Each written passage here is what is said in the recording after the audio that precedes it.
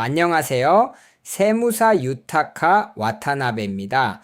세무사 나베가 돈 고민을 해결해 드립니다. 채널입니다. 이번에는 소규모 M&A에 적합하지 않은 회사는 에 대해 말씀드리겠습니다. 오늘은 많은 중소기업 경영자분들이 고민하는 하나의 패러독스를 깊이 있게 살펴보려고 합니다. 회사의 실적은 나쁘지 않은데 이상하게도 아무도 회사를 사려고 하지 않는다는 매우 묘한 현상입니다. 도대체 무슨 일이 일어나고 있는 걸까요?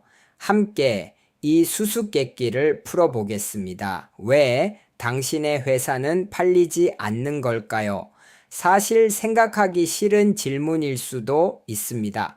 분명 이익도 나고 고객도 있습니다.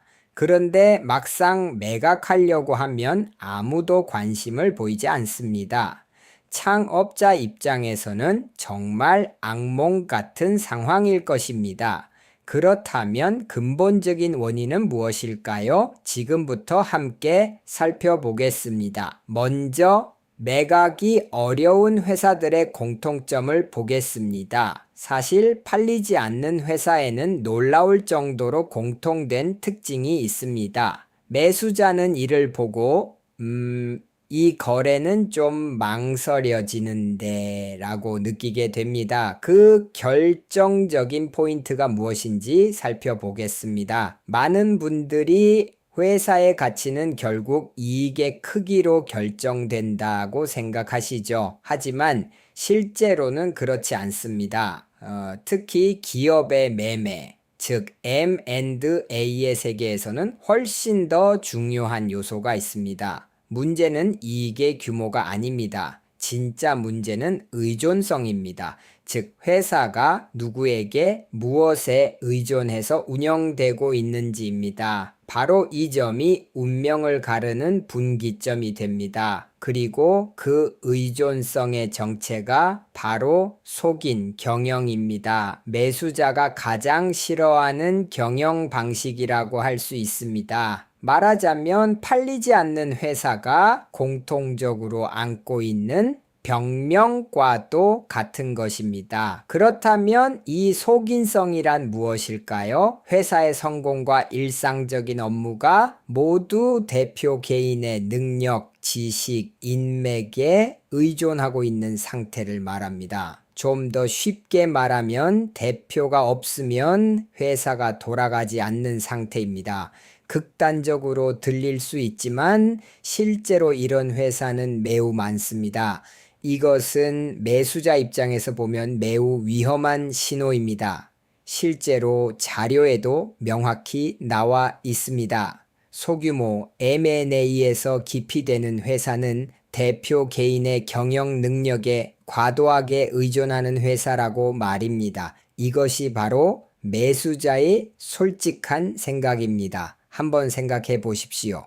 매수자가 원하는 것은 안정적으로 이익을 창출하는 구조입니다. 슈퍼맨 같은 대표, 개인의 능력을 원하는 것이 아닙니다. 그리고 이 속인성 문제는 단순한 분위기의 문제가 아닙니다. 매수자는 이를 세 가지 구체적인 약점으로 날카롭게 파악합니다. 그 세 가지를 살펴보겠습니다. 첫째, 조직화가 되어 있지 않아 인수인계가 어렵습니다. 노하우가 모두 대표의 머릿속에만 있다면 누구도 이를 이어받을 수 없습니다. 둘째, 수익이 불안정하고 지속성이 없습니다. 대표 개인의 인맥에 의존하고 일회성 고객이 많다면 다음 달 매출조차 예측하기 어렵습니다. 셋째, 이러한 모든 문제의 근본은 대표 개인의 능력에 과도하게 의존하고 있다는 점입니다. 그리고 매우 중요한 점은 매수자 입장에서 이러한 문제는 노력하면 해결될 수 있는 수준의 과제가 아니라는 것입니다. 이것들은 협상을 그 자리에서 중단시킬 수 있는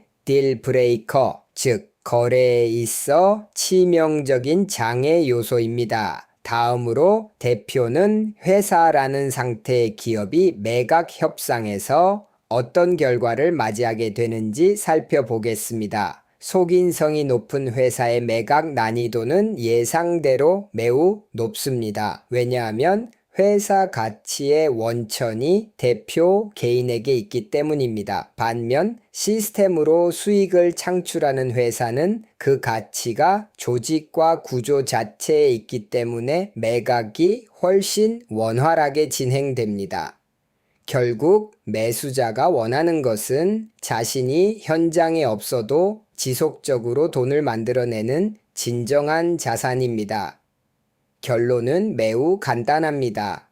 대표가 떠나면 회사의 가치도 함께 사라진다면 그 회사는 진정으로 양도 가능한 사업이 아닙니다. 개인 의존형 비즈니스는 창업자에게는 자랑스러운 성의일 수 있습니다. 하지만 매수자의 눈에는 그것이 단지 인수할 수 없는, 즉 팔리지 않는 자산일 뿐입니다. 마지막으로 여러분께 꼭 생각해 보셨으면 하는 점이 있습니다. 오늘 말씀드린 관점에서 자신의 사업을 한번 돌아보시기 바랍니다. 지금 운영하고 있는 회사는 정말로 매각 가능한 회사인가요? 당신의 회사는 진정한 의미의 자산이 되어 있습니까?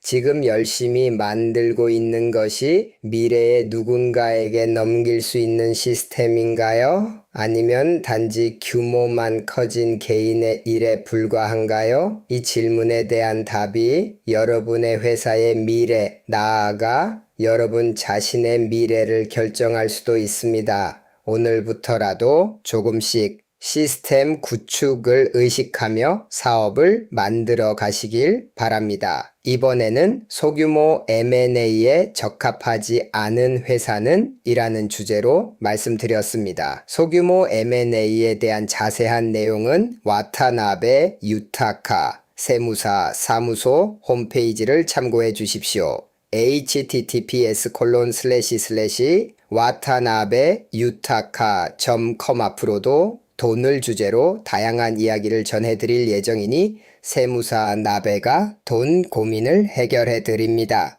채널 구독 부탁드립니다.